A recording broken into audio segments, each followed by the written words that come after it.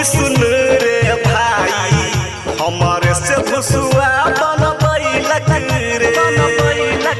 रे हमर मौगी सुन रे भाई हमारे से भुसुआ बनबैलक रे मौगी हमर चुलहिला मौगी हमर चुलहिला कल बैठ के ठकुआ छनलक रे हमर मौगी सुन रे भाई हमारे से भुसुआ बनबैलक रे हमर मौगी सुन रे भाई हमारे से भुसुआ बनबैलक रे मौगी हमर चुलहिला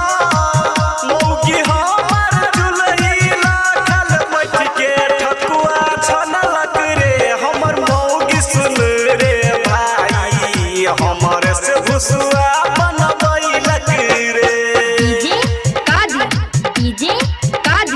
हटसीधी आज हम सुन रहल छी चंसू म्यूजिक के प्रस्तुति जनकपुर धाम में बा 3 बजे भोर में मौगी हमर उठलक रे आटा साने लागी मौगी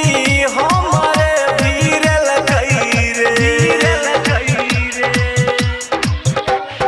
3 बजे भोर में मौगी हमर उठलक रे आटा साने लागी मौगी हमरे भीरलक रे मौगी हमर कहै छ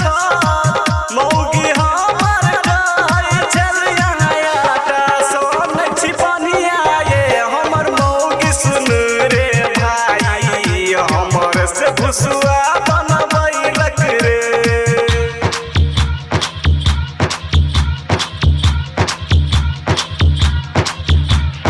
डीजे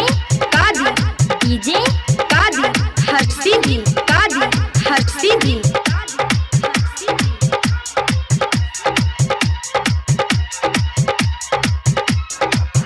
हर घैला में ठकुआ धइला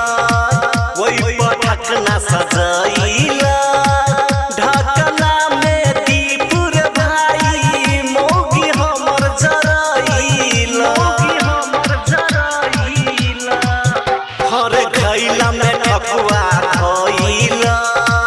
ओइ पर ढकना सजैला ढकना में दीप रे भाई मौगी हमर जरैला केरा के धौर भाई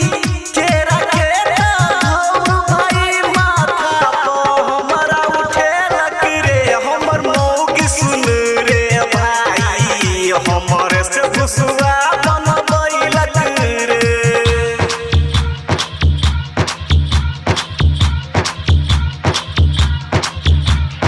डीजे